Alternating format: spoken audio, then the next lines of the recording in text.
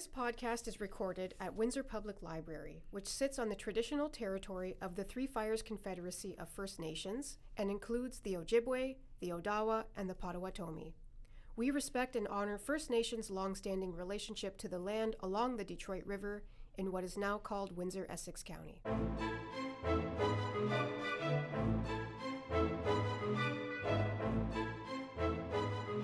Welcome back to Stories of Windsor, a podcast celebrating the rich history of our community by the river. On this episode, Carla, Mary Lou, and I will be presenting 3 significant weather events from Windsor's history. I will admit to being a little anxious about this one simply because I don't want us to inadvertently manifest a major weather situation. As Windsorites, we aren't strangers to severe weather, especially in the summer. For those of you who may not know, Windsor is the lightning capital of Canada. While there is a lot we can talk about when it comes to the weather, for the purposes of this episode, we are going to focus on wind, lack of rain, and the wallops of winter.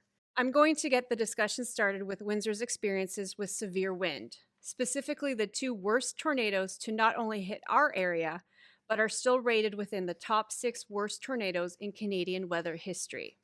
On the 17th of June this year, it will be the 80th anniversary of the worst tornado in Windsor's history, and the 3rd worst in Canadian history, a ranking that stands to this day. June 17th, 1946 started like any other Monday. People went about their day, farmers worked in the field, neighbors gathered for tea and gossip. As afternoon turned into evening, the weather began to shift. When the winds picked up just before 6:30 p.m., those living on the outskirts of the city began to realize what they thought was a spiral of black smoke was actually a large whirling funnel. The F4 tornado had formed in the River Rouge area of Michigan and had made its way across the Detroit River. So, fun fact, the path was almost directly where the new bridge stands right now. The tornado made landfall in the Brighton Beach area, continuing its destructive path across the whole of Windsor. It crossed Malden Road and Huron Line, making its way down the 3rd concession. It obliterated homes and structures along Walker Road and Grand Marais. It then shifted its track north towards Windsor Airport, after which it continued to the town of Tecumseh, where it leveled whole neighborhoods. The tornado finally dissipated over the waters of Lake St. Clair. The tornado was estimated to be about 90 meters wide, with winds exceeding 200 kilometers per hour. Its damage path covered just over 60 kilometers. It caused around $10 million in damage, which is the equivalent of nearly $170 million in today's money. It was on the ground for mere minutes. What was left in the tornado's wake was utter ruin. 17 people were killed. Dozens of others were injured, 75 seriously. Over 400 homes were damaged. 118 of those were either reduced to rubble or torn from their foundations. Orchards of trees were uprooted. 15 farm buildings were flattened. Railroad cars were flipped and rolled. The power went out for most of Windsor. There was panic, chaos, and in a few cases, looting. Since the Windsor Star was the source for most people's news and information, the paper served as a vital role in getting news out following the tornado. However, with the power out, the printing plant for the Windsor Star was unusable. Recognizing how necessary it was to get information out, the Detroit News not only offered their printing facilities, but gave the Windsor Star priority over the printing of the Detroit News and the Detroit Free Press. This is why when you go back and look at news from the 1946 tornado, the Windsor Star looks very different in its layout because it's using the Detroit News layout. Given the impact the tornado's damage inflicted on the greater Windsor area, there was clearly going to be an immediate need for people to seek support and financial assistance. The process of establishing a relief fund was created in the wee hours following the storm. At 3 a.m., the morning following the tornado, the first meeting of the newly formed Windsor Star Tornado Relief Fund was held by candlelight. Before dawn broke, $2,000 had been collected. 1 day later, it grew to $6,000. 2 days, $27,000. It kept climbing until it reached more than $230,000, which is just shy of $4 million in today's money. Supplies and monetary support came from places near and far. The Checker Cab Company donated all its taxi fares and the owner's commissions to the fund. Construction companies donated building materials. Mrs. Adie Knox Herman, the namesake of Adie Knox Community Center, who was serving as chairman of the board for the Windsor Star, personally wired every newspaper in Canada requesting aid. The fund covered new clothing and furniture, hospital and funeral bills, and the repair and rebuilding of homes, which ended up consisting of 52 completely destroyed homes and 66 damaged ones. Trust funds were also set up for those families whose primary breadwinner had perished. Only 1% of the fund was allocated for administrative expenses. Within 1 year, 121 families were afforded the opportunity to rebuild and start over thanks to the generosity of others.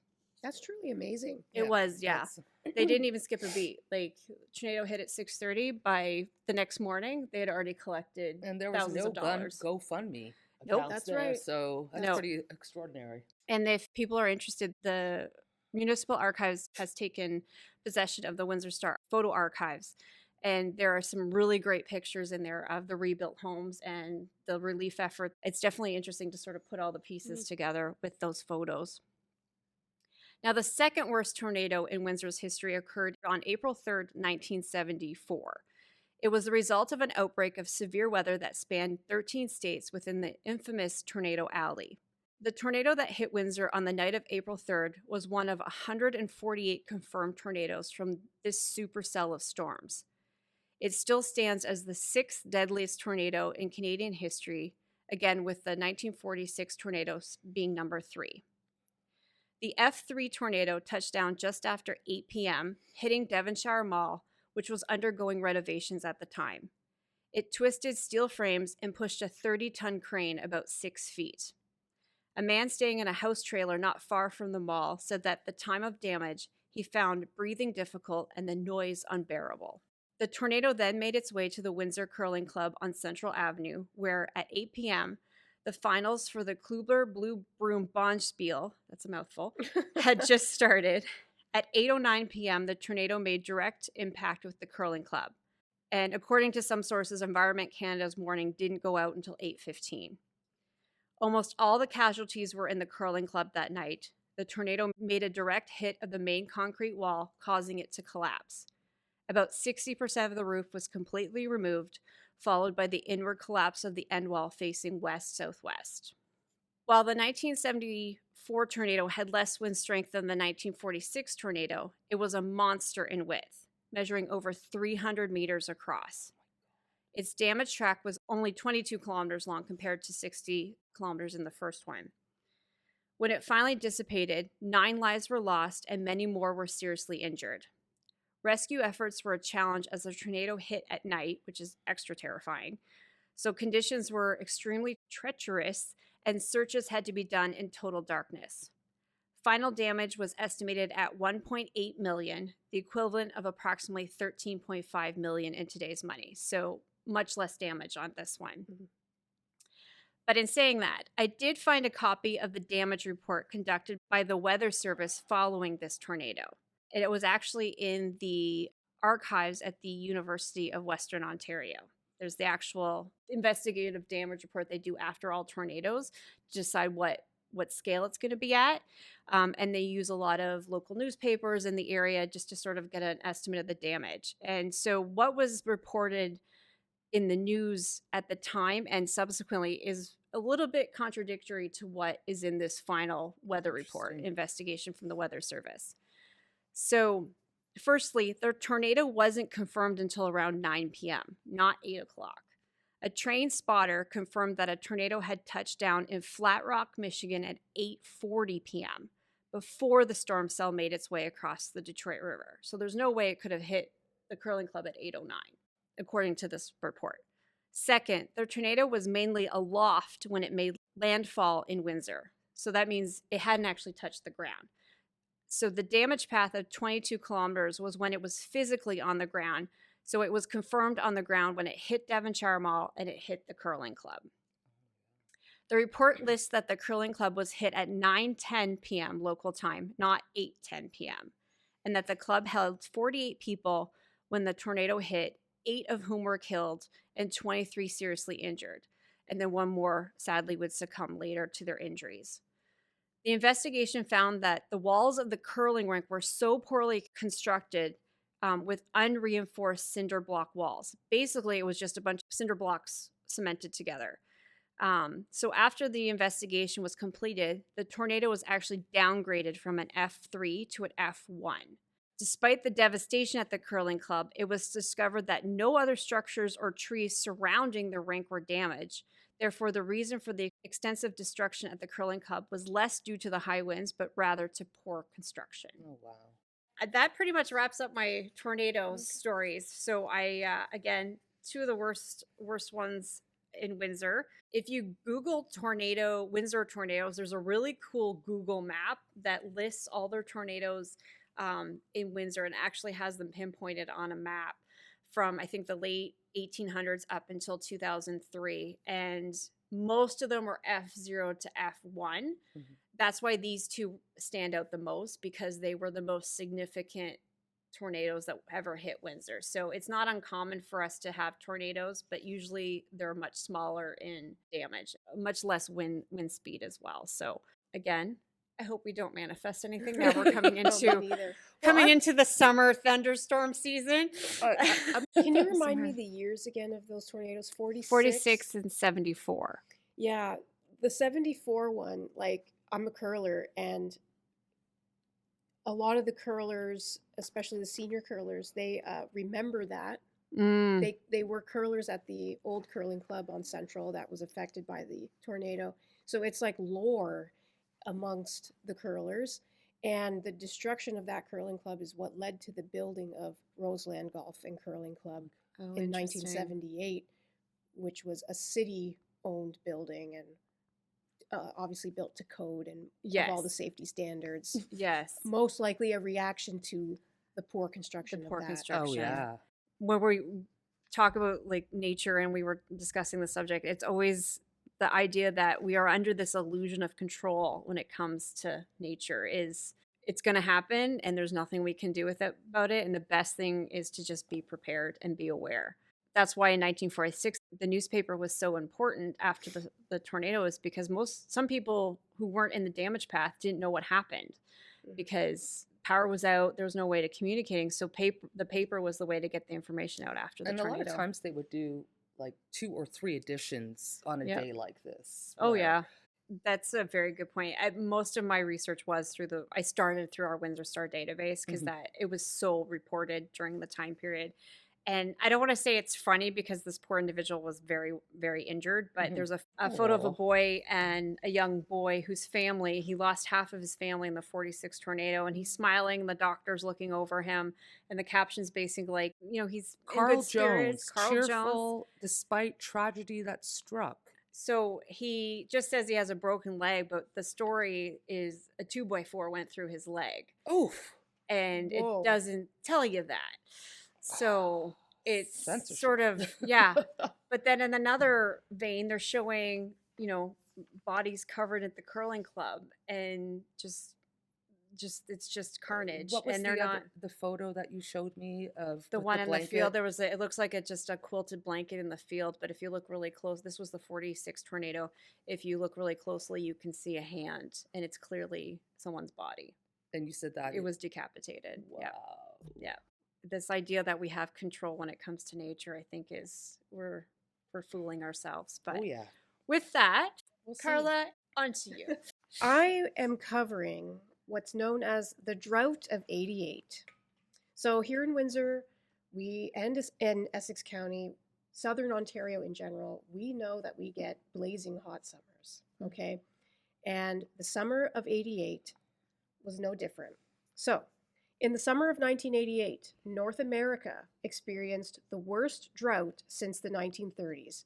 Now, you've all probably heard of the 1930s Dust Bowl, a huge drought that struck right in the middle of the Great Depression, and it affected primarily the prairies, okay? So not really our area. But this drought in 1988 did affect us. It affected the entire continent of North America, in fact.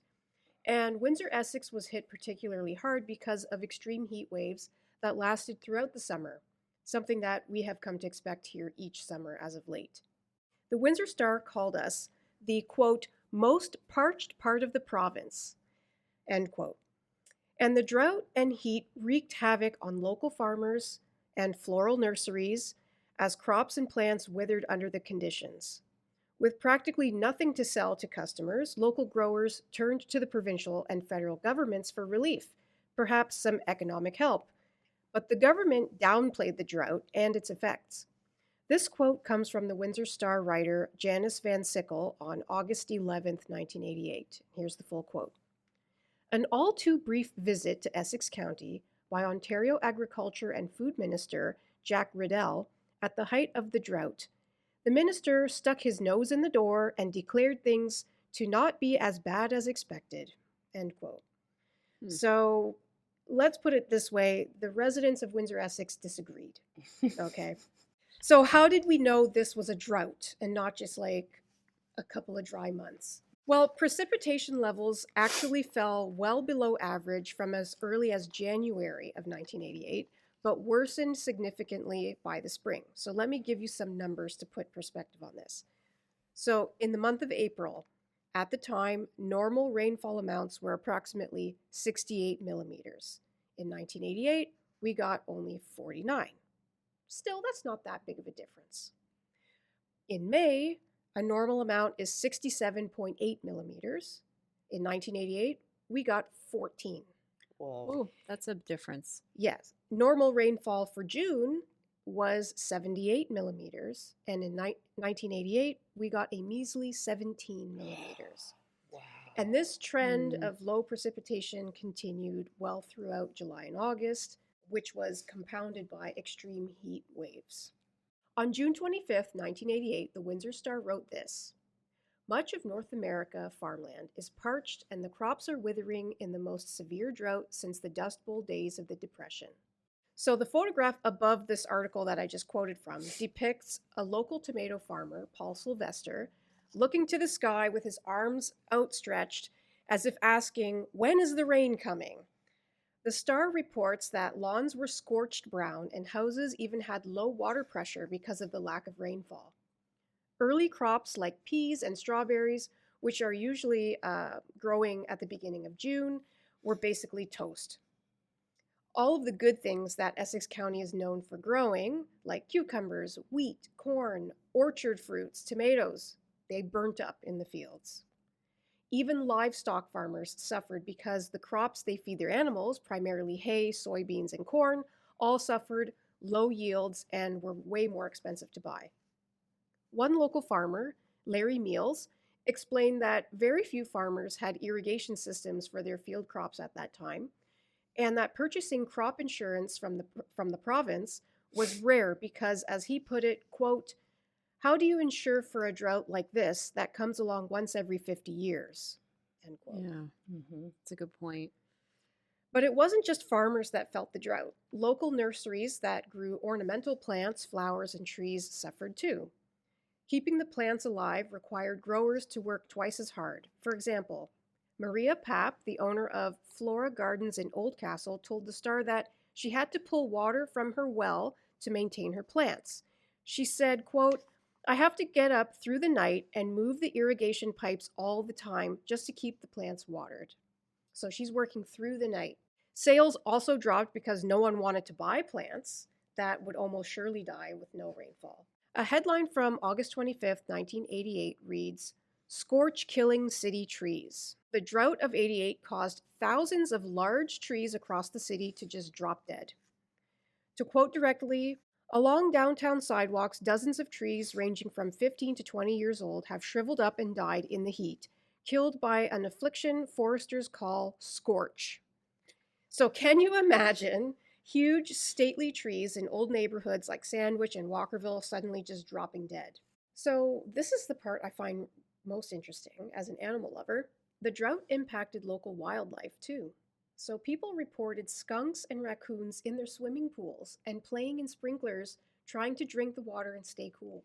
Dehydrated birds ended up in local wildlife rescues and were being fed and watered by hand. Tadpoles and frogs were dying because the shallow pools where they live were drying up. The Dolson Creek in Colchester South dried up completely, leaving hundreds of dead fish rotting at the bottom. Stench was horrific, as you can imagine, and the residents nearby said they had to watch the fish suffer as they struggled for air. And they called the Minister of the Environment and Natural Resources to help, but got no response. The drought finally let up in the fall as regular weather patterns returned and the extreme heat dissipated. And what do you think was the result of all the crop failure that came from the drought? Two things.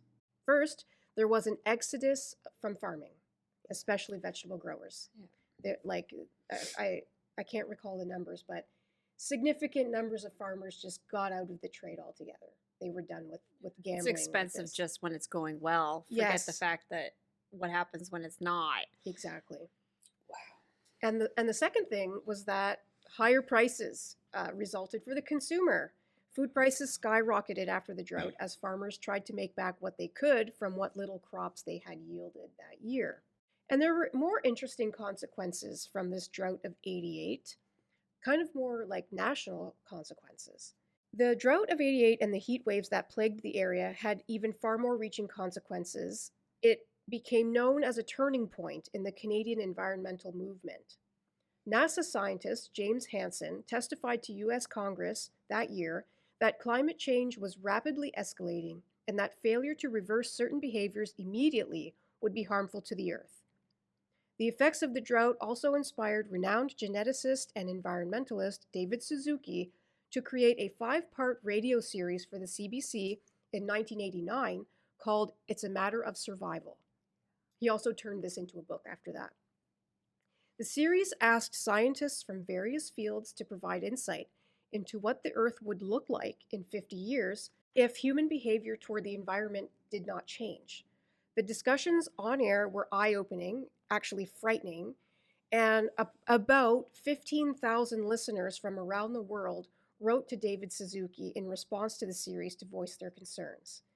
This overwhelming response to the series inspired David Suzuki to launch the David Suzuki Foundation in 1990 to help tackle climate change and environmental damage head-on in Canada. Now, since 1988, Essex County has struggled with drought a number of times. There was another one just a few years after this in 1991, which caused an estimated $40 million in crop damage. And then another one in the summer of 2001, which was accompanied by a scorching heat wave just like the one in 1988. And I think we can all attest to the fact that we have all had many, many hot, dry summers in the last 25 years. And it's kind of a new reality for us here. In doing this research, I also read that the southwest of the United States has been in what's called a mega drought for 25, 26 years, since about the year 2000. Wow. So this is, you've probably heard about like California suffering from drought and like water shortages. Yes. Yeah. This is all part of this mega drought. That is the drought of 88. I was watching a documentary on the wildfires in California, and when it finally did rain, and this is what I'm wondering after the drought here in 88, because people say, oh, it rains. Once it rains, everything will be fine. But the thing is, the dirt is so dry that it can't absorb the water. So then it causes flash floods. Yeah. So that's what was happening in California is they had these wildfires, and then all of a sudden it did finally rain, but the way the dirt was scorched, it couldn't absorb the water, and then in turn caused all this flash flooding. So it was the summer of 88. Once we finally got moisture, was it a slow tilt into moisture, or did we get a... It was, and your point there about the scorched earth. So there were a couple of times in the Windsor Star, and I should mention my primary source for this research was the Windsor Star Historical Database, which is just tremendous.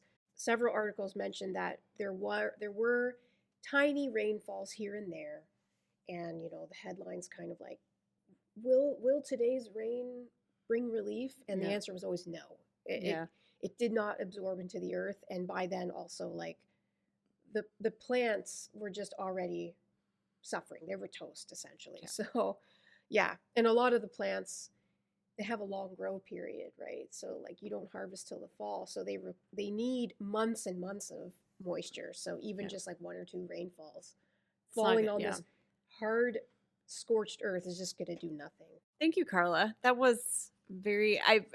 I'm hesitant to say interesting because I feel like we're on the timeline for another drought. Just the way the weather has been, and we're getting a lot hotter and drier summers. Yeah. If we can hope to not manifest that, Yes. that would be great. We're gonna go from hot and dry to cold and nasty, I guess. Yes, cold and colder. Okay. Yay. I asked a local writer friend and I said, I want to do something like a major environmental event, but I'd like it to be like a snowstorm or something. Can you think of something? And he's like, the snowstorm was 1978. I'm like, okay, can you tell me about this? He looks at me, he's like, I think you need to do research on this yourself. Oh, okay. Yeah, Thanks. do your homework. Do your Mary Lou. homework, Mary Lou. So when I was doing research for this, I came across another great snowstorm in Windsor history, and that was in April of 1886. On April 3rd, really cool air started coming to the area. They had some really nice spring-like days for about a week before that. And then this big, huge rush of cold air came through on April 3rd, and it just got persistently colder and colder over 2 days. And then it was about 3 degrees Celsius, and the light snow began to fall just shortly after midnight on April 6th, between about the early morning hours and 9 p.m. So that's when the snowstorm happened. So you had light flurries coming in, and then all of a sudden, around 6, 7 a.m., bam, you have this gigantic storm. So in about 18 hours, about half a meter snow dropped at once. But in order for it to be a blizzard, the snowstorm has to be accompanied by winds of at least about 50 kilometers an hour. And the temperatures were about -12. But that was just in one concentrated moment. It didn't build up. It just went from being, kind of a cool spring day to -12. Yeah, That's it. wild. And the visibility was less than about 2 city blocks. Now we have to remember this is 1886. We do not have a lot of paved roads. Mm-hmm. We don't have cars or trucks. We use horses and carriages, or we walk. And everything is pretty much made out of wood. Mm-hmm. People could not even walk across the sidewalks because you would have these massive drifts blowing up against the buildings. And there's a quote from the Detroit press at the time: drifts in many places being as high as the fence or higher, all business was virtually suspended. Now, they made a point that newspaper, coal, and milk deliveries were now canceled. So if you can't get there, Yep. you better make sure everybody knows. So people were using crowbars and picks and shovels to break the ice on the sidewalks so that they could at least get from one place to another if they chose to do so. Railroad cars were literally thrown from the tracks because of the bursts of these speeds of wind, and also the tracks warped from the actual metal of railroad tracks, warped from the cold and split some of them. They basically cleared the tracks by hand shoveling it. So in order for them to even get from one place to another, they would actually carry like a snow shovel, which think of it as like a spade, and then they would pick up that over the shoulder, pick up that over the shoulder, and then they would walk. So they're just walking and shoveling. They're just walking and shoveling. Oh my God. So The exhaustion. and some of them did that because they wanted to see their family. Like they know that and most families live fairly close together. So if I can make it, down the end of the street, I can make sure my daughter's okay. So that was their motivation. And there's no telephones. Radio is very, very limited. Any telegraph lines that they had were they were not below ground, they were above. So those completely froze and snapped in half. Once the blizzard stopped and people started looking around themselves, they would find horses had froze to death. Like their cattle was absolutely destroyed. This was April, and getting back to what you were saying, Carla, they had already seeded and sodded the farmlands already. Yeah. All of that was done. All of that seedling, everything was gone. There was nothing. Dead. It was all dead because of this, cold. They found 4 horses wandering about in a field, and the person who found them managed to warm them up by giving them shots of whiskey. Got you, we got you. And the man who ran, when he was asked about it, was like, they were very happy. Yeah.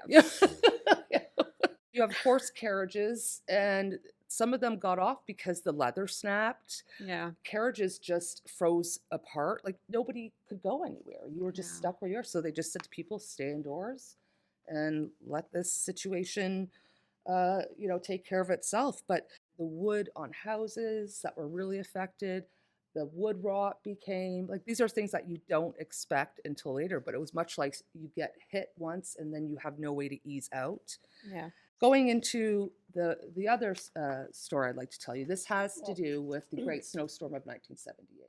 Okay. Basically, this blizzard came up from the northeast so quickly, and it was just like this giant drop of cold air. And it started on the 26th. Now, they had a little bit of snow a couple of days before that, but on the 26th, they had such a massive amount of snow. Because of its intensity, this is now the benchmark for a severe storm, and it is for 5 decades now.